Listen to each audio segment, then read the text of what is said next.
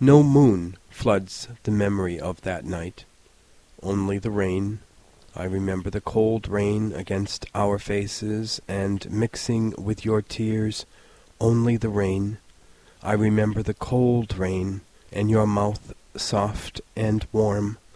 No moon, no stars, no jagged pain of lightning, only my impotent tongue, and the red rage within my brain, knowing that the chilling rain was our forever, even as I tried to explain. A revolutionary is a doomed man, with no certainties but love and history. But our children must grow up with certainties, and they will make the revolution. By example, we must show the way so plain that our children can go neither right nor left, but straight to freedom. No, you said, and you left. No moon floods the memory of that night, only the rain. I remember the cold rain, and praying that like the rain returns to the sky, you would return to me again. Night music slanted, light strike the cave of sleep. I alone tread the red circle and twist the space with speech. Come now, Etheridge, don't be a savior. Take your words and scrape the sky. Shake rain on the desert. Sprinkle salt on the tail of a girl. Can there anything good come out of prison?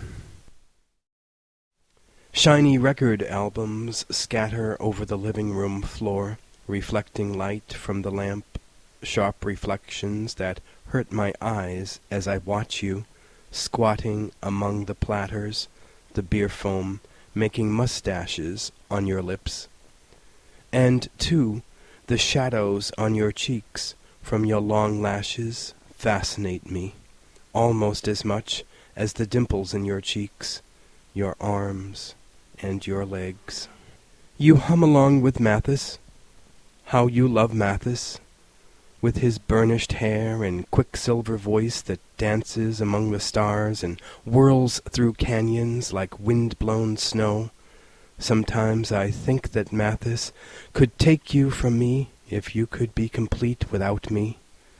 I glance at my watch. It is now time. You rise, silently, and to the bedroom and the paint. On the lips red, on the eyes black, and I lean in the doorway and smoke, and see you grow old before my eyes, and smoke. Why do you chatter while you dress, and smile when you grab your large leather purse?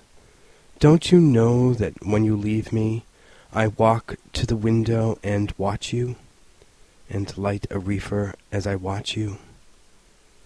And I die as I watch you disappear in the dark streets to whistle and smile at John's. Taped to the wall of my cell are 47 pictures, 47 black faces. My father, mother, grandmothers, one dead, grandfathers, both dead, brothers, sisters, uncles, aunts, cousins, first and second, nieces and nephews. They stare across the space at me sprawling on my bunk. I know their dark eyes. They know mine. I know their style. They know mine. I am all of them. They are all of me. They are farmers. I am a thief. I am me. They are thee. I have at one time or another been in love with my mother, one grandmother, 2 sisters, 2 aunts, one went to the asylum, and 5 cousins. I am now in love with a 7-year-old niece. She sends me letters written in large block print, and her picture is the only one that smiles at me.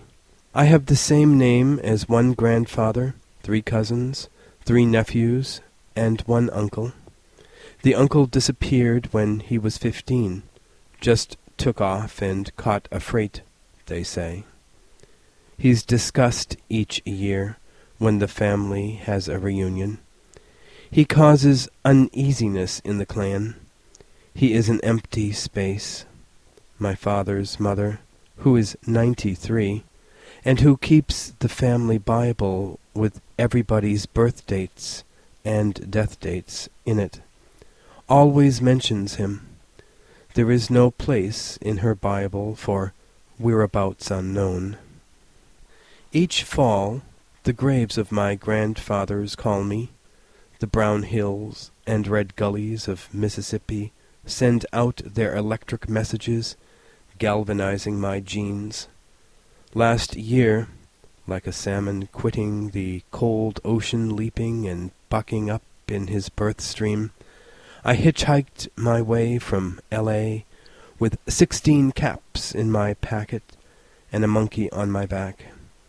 And I almost kicked it with the kinfolks. I walked barefooted in my grandmother's backyard. I smelled the old land and the woods. I sipped corn whiskey from fruit jars with the men. I flirted with the women. I had a ball till the caps ran out, and my habit came down. That night I looked at my grandmother and split. My guts were screaming for junk. But I was almost contented. I had almost caught up with me. The next day in Memphis I cracked a croaker's crib for a fix. This year there is a grey stone wall damming my stream, and when the falling leaves stir my jeans, I pace my cell, or flop on my bunk and stare at 47 black faces across the space. I am all of them. They are all of me. I am me. They are thee. I have no children to float in the space between. Now you take old Rufus. He beat drums, was free and funky under the arms, fucked white girls, jumped off a bridge, and thought nothing of the sacrilege. He copped out, and he was over 21. Take Gerald. 16 years hadn't even done a good job on his voice. He didn't even know how to talk tough, or how to hide the glow of life before he was thrown in as pig meat for the buzzards to eat.